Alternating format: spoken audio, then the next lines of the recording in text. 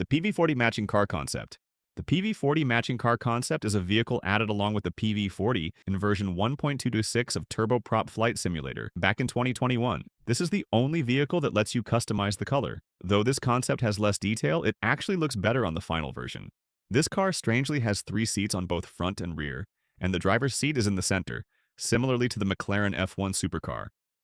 The PS26 concept. The PS26 is the first seaplane in the game, and it's released on version 1.29 back in 2022. It's based on these 3 planes. For the fuselage, it's based on the Dornier Seastar. For the nose and front, it's based on the Dornier S-Ray 007. And for the wing and engine configuration, it's based on the Piaggio P136. These aircraft are not well known by the aviation community, and the developer combined these 3 planes into one. Crazy, huh? Anyways, here are the liveries. By the way, this is explained from the last video, so go check it out. The Skyhook.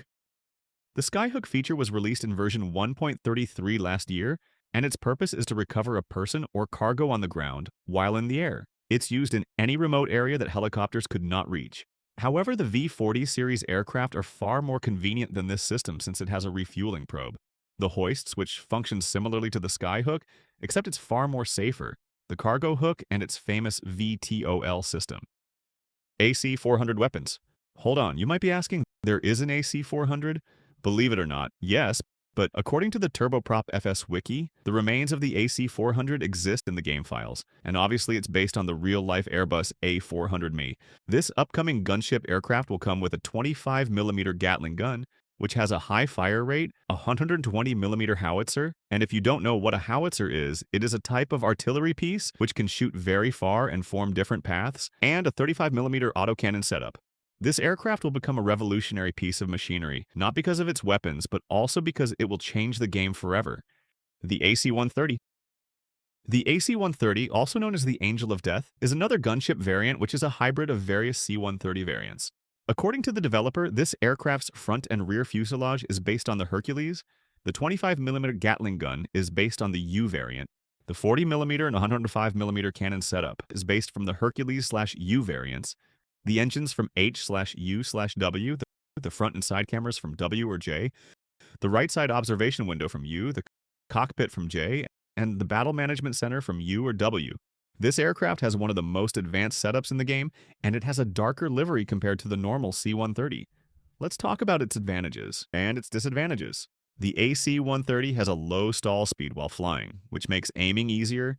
It has 4 engines, which allows the plane to keep flying even if one of the engines are out, good maneuverability, and can take excessive damage. The only disadvantage is that the low speed makes it easier for the enemies to shoot it. The A-42. The A-42 is a gunship variant of the E-42, which is based on the ATR-42, and it has the 25mm and 12.7mm autocannons, which features variable fire rate depending on what weapon do you use. For the 12.7mm, this weapon will likely have a mid-fire rate, which is used to defeat ground vehicles. Then, the 25mm autocannon will have a low fire rate, but it will potentially deal tons of damage to carriers and heavy armored vehicles. Since the fuselage and wing design is shared with the E-42, the controls are gentle and the twin rudder configuration allows a good stall recovery. Unlike the E-42, this aircraft can climb well because of the absence of the large rotodome that is used for the E-42.